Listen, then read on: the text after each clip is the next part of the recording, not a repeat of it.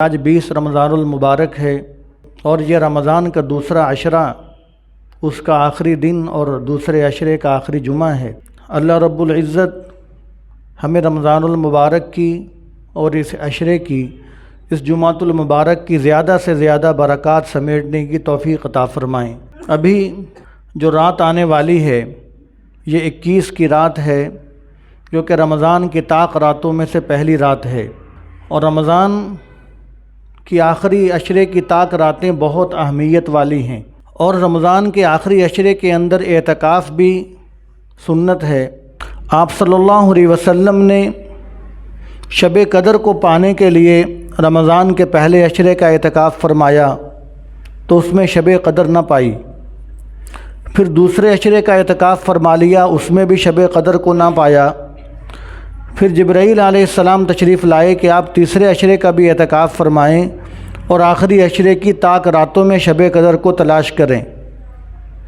تو آپ صلی اللہ علیہ وسلم نے پھر آخری عشرے کا بھی اعتکاف فرمایا اور آخری عشرے کی طاق راتوں میں حکم دیا کہ تم شب قدر کو تلاش کرو، اس لیے کہ شب قدر بہت اہمیت کی حامل ہے، اور اس رات کے اندر اللہ تعالیٰ نے قرآن پاک کو لوح محفوظ سے آسمان دنیا پر نازل کیا، اور اس رات کی فضیلت بہت احادیث کے اندر آئی کہ آپ صلی اللہ علیہ وسلم نے جب صحابہ کرام سے پہلی امتوں کی عبادتوں کا تذکرہ کیا کہ پہلی امتوں کے لوگ 80 سال عبادت کرتے تھے، اور کچھ مجاہدین کا تذکرہ کیا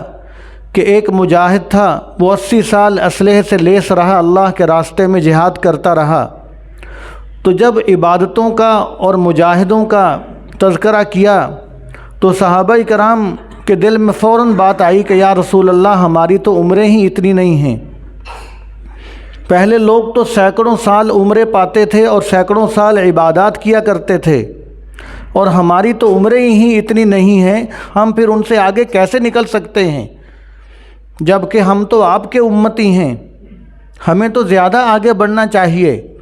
تو اللہ تبارک و تعالیٰ نے صحابہ کرام کا یہ شوق دیکھتے ہوئے آپ صلی اللہ علیہ وسلم کے صدقے سے یہ شب قدر عطا فرمائی، فرمایا کہ اے میرے محبوب صلی اللہ علیہ وسلم،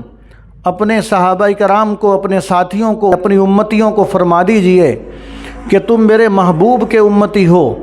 لہٰذا یہ کیسے ہو سکتا ہے کہ تم کسی کام کے اندر دوسری امتوں سے پیچھے رہ جاؤ اجر و ثواب حاصل کرنے کے لیے۔ فرمایا کہ وہ اگر 80 سال عبادت کرتے رہے تو ہم تمہیں قدر والی ایسی رات دیں گے کہ فرمایا کہ لیلۃ القدر خیر من الف شہر، فرمایا کہ یہ ایسی رات ہے کہ یہ 1000 مہینوں سے بھی زیادہ بہتر ہے، اور 1000 مہینوں سے کتنی زیادہ بہتر ہے یہ اللہ تعالیٰ ہی جانتے ہیں کہ 1000 مہینوں سے کتنی زیادہ، لاکھ گنا بہتر ہے، کروڑوں گنا بہتر ہے، اربوں خربوں گنا بہتر ہے، یہ اللہ تبارک و تعالیٰ ہی اس بات کو جانتے ہیں۔ فرمایا کہ 1000 مہینوں سے زیادہ بہتر رات ہے، گویا کہ اس شب قدر کے اندر فرمایا کہ جس نے جو عمل کر لیا وہ ایسے ہی ہے گویا کہ وہ عمل 1000 مہینوں سے زیادہ راتوں کے اندر کرتا رہا۔ مثال کے طور پر اگر شب قدر کو کسی کو درود شریف پڑھنے کی توفیق ہو گئی تو یوں سمجھا جائے گا اجر و ثواب کے اعتبار سے کہ 1000 مہینوں سے زیادہ راتیں وہ درود ہی پڑھتا رہا۔ اور کسی کو نوافل کی توفیق ہو گئی، رات کو جاگنے کی توفیق ہو گئی، عبادت کی توفیق ہو گئی، تلاوت کی توفیق ہو گئی، تو یوں سمجھا جائے گا کہ 1000 مہینوں سے زیادہ یہ جاگتا رہا، نوافل پڑھتا رہا، عبادات کرتا رہا۔ تو اس لیے فرمایا کہ یہ جو رات شب قدر ہے، فرمایا کہ یہ 1000 مہینوں سے زیادہ بہتر ہے۔ تو جو جتنا گڑ ڈالتا ہے اتنا وہ میٹھا کر لیتا ہے، تو جو جتنے اخلاص کے ساتھ، جتنی توجہ کے ساتھ، جتنی آہوزاری کے ساتھ، عاجزی اور انکساری کے ساتھ اس رات کو قیمتی بنائے گا تو وہ اجر و ثواب بھی اتنا ہی زیادہ حاصل کرنے والا بنے گا۔ اللہ تبارک و تعالیٰ نے تو کوئی پابندی نہیں لگائی کہ 1000 مہینوں سے زیادہ کتنی بہتر ہے، جو جتنی طلب دکھائے گا اتنا زیادہ اجر و ثواب پائے گا۔ تو اس لیے طاق راتیں جو آج رات سے ہی شروع ہو رہی ہیں، آج آنے والی رات ان طاق راتوں میں سے پہلی رات ہے، تو اس لیے ہر طاق رات کو زیادہ سے زیادہ ہمیں قیمتی بنانا چاہیے۔ اور پھر کم از کم درجہ جو ہے، جو سب سے کم درجہ ہے، وہ یہ ہے کہ آدمی عشاء اور فجر کی نماز باجماعت مسجد میں ادا کرے، یہ سب سے کم درجہ ہے۔ اس لیے کہ حدیث شریف کے اندر آتا ہے کہ جو عشاء اور فجر باجماعت مسجد میں پڑھتا ہے تو اللہ تبارک و تعالیٰ اس کی پوری رات عبادت کے اندر لکھ دیتے ہیں۔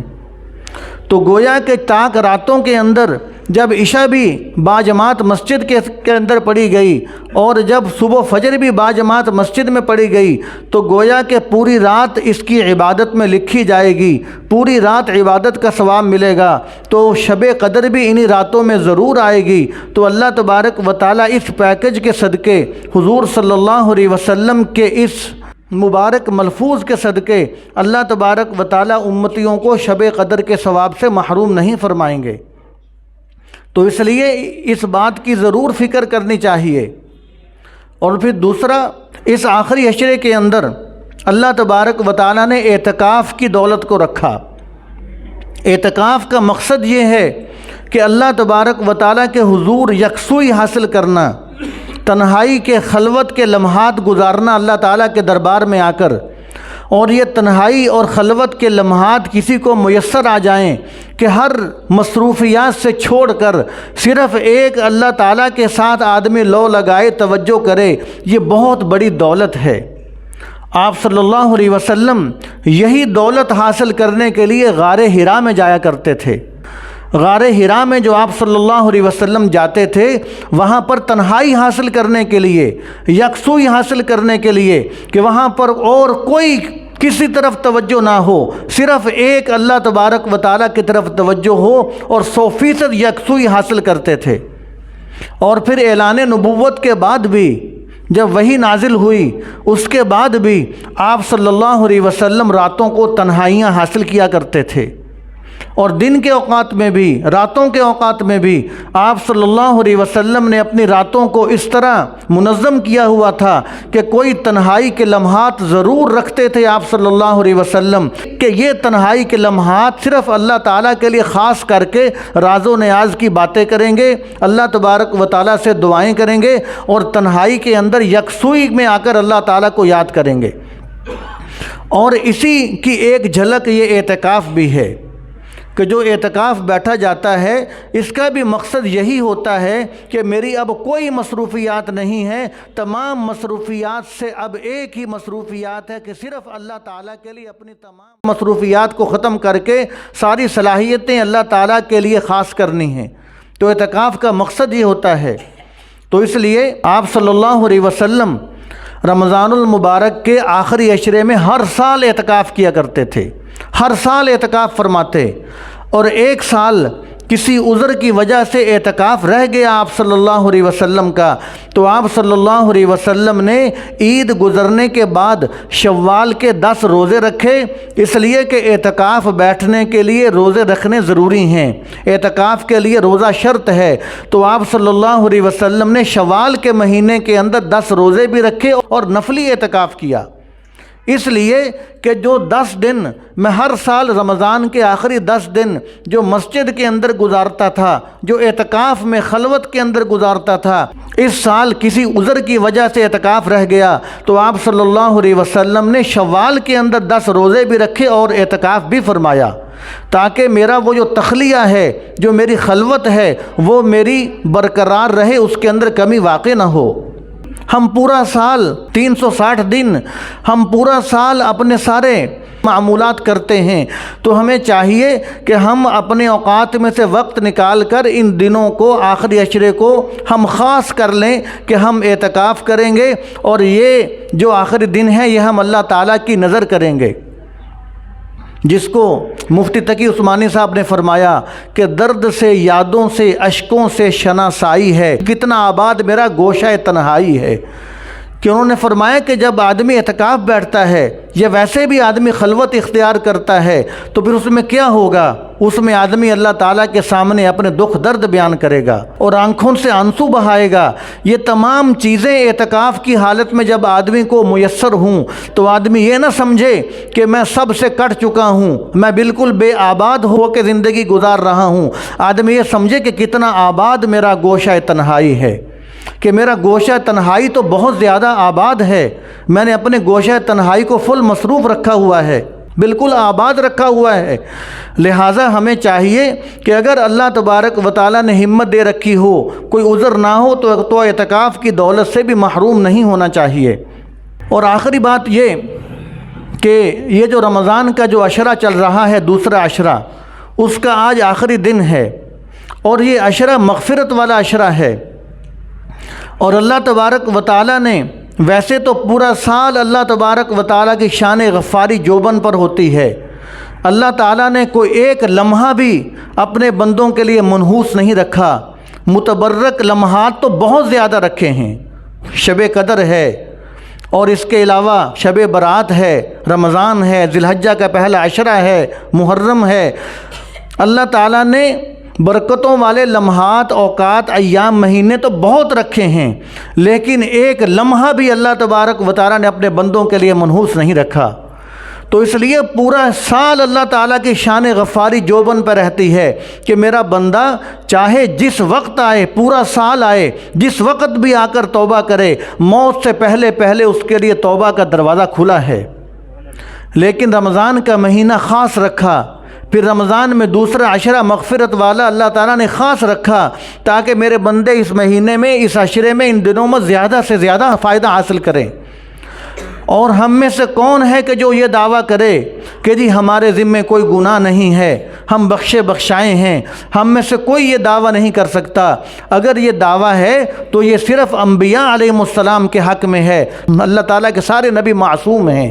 گناہوں سے پاک ہیں، اور سارے صحابہ محفوظ ہیں۔ اگر ان سے گناہ ہوئے بھی تو اللہ تعالیٰ نے ان کو معاف فرما دیا، اللہ تعالیٰ ان سے راضی ہو گئے، سارے صحابہ محفوظ ہیں۔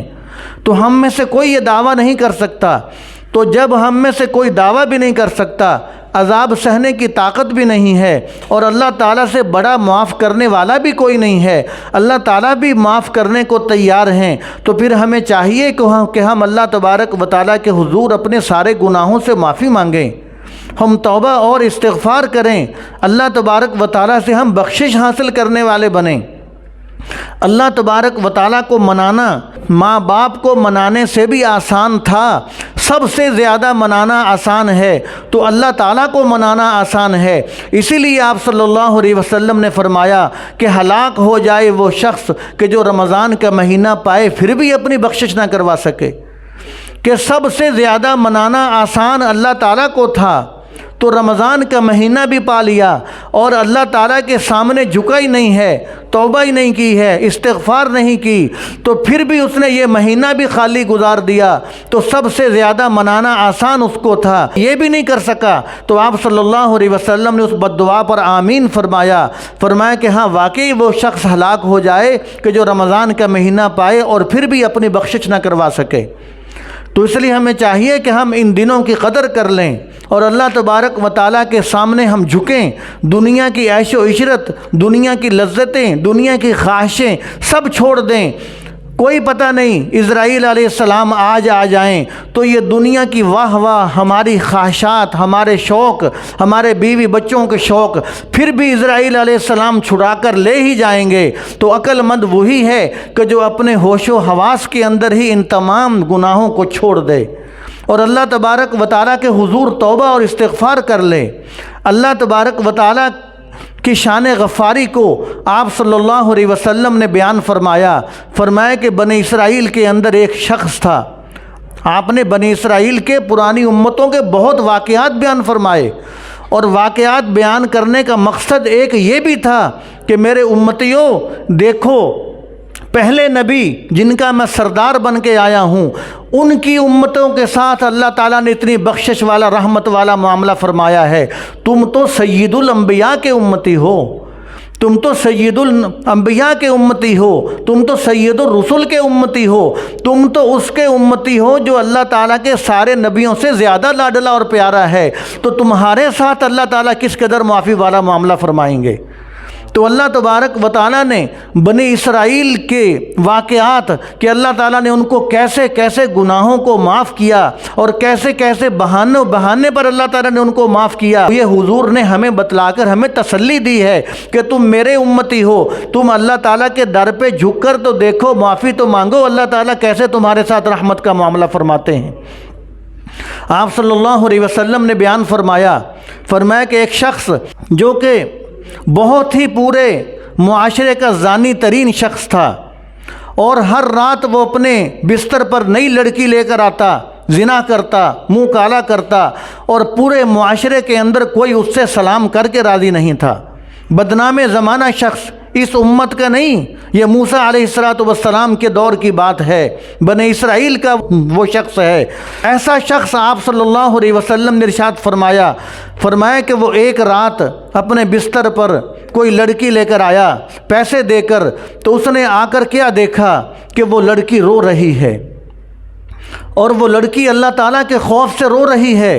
تو وہ شخص جو اس کا نام کفل تھا، اس نے اس لڑکی سے کہا کہ میں تجھے کوئی زبردستی تو نہیں لے کر آیا ہوں، پیسے دے کر لے کے آیا ہوں، پھر تو روتی کیوں ہے؟ وہ لڑکی کہنے لگی کہ مجھے اللہ تبارک و تعالیٰ کا ڈر مانے ہے، میں اللہ تعالیٰ کے عذاب سے ڈر رہی ہوں، میں کوئی آوارہ لڑکی نہیں ہوں، میں باعزت خواتین ہوں، میں بھوک اور شدت کی وجہ سے، میں تنگ دستی کی وجہ سے میں نے منہ کالا کرنے کو اپنے آپ کو بہت زبردستی تیار کیا ہے، میں باعزت عورت ہوں۔ تو وہ اللہ تعالیٰ کے خوف سے اتنا روئی کہ اس کے رونے کو دیکھ کر اس زانی شخص کو بھی رونا آ گیا، اس کو بھی رونا آ گیا۔ جب اس کو بھی رونا آیا تو اب اس نے کہا کہ اے لڑکی، تیرے آنسوؤں کے طفیل، تیرے اس رونے کے طفیل، میں بھی اس گناہ سے توبہ کرتا ہوں۔ اگر تجھے اللہ تعالیٰ کا ڈر مانے ہے تو میں بھی اللہ تعالیٰ کا کوئی اتنا بڑا باغی نہیں ہوں۔ اگر تیرے دل میں اللہ کا خوف ہے تو جو اللہ تیرا ہے وہی اللہ میرا بھی ہے، لہٰذا میں بھی اپنے اس گناہ سے توبہ کرتا ہوں۔ اس نے توبہ کی کہ پوری زندگی آج کے بعد میں منہ کالا نہیں کروں گا۔ اب اس کو پتہ نہیں تھا کہ یہ میری زندگی کی آخری رات ہے، اس کو اس بات کا علم نہیں تھا۔ تو اب اللہ تبارک و تعالیٰ کا کرم دیکھیے، یہ پہلی امتوں کے ساتھ اللہ تعالیٰ کا کرم دیکھیے کہ اللہ تبارک و تعالیٰ نے اس کے دروازے پر لکھوا دیا، اپنے حکم سے لکھوا دیا کہ ان اللہ قد غفر للقفل، کیا لوگوں قفل کو اللہ تعالیٰ نے معاف کر دیا ہے،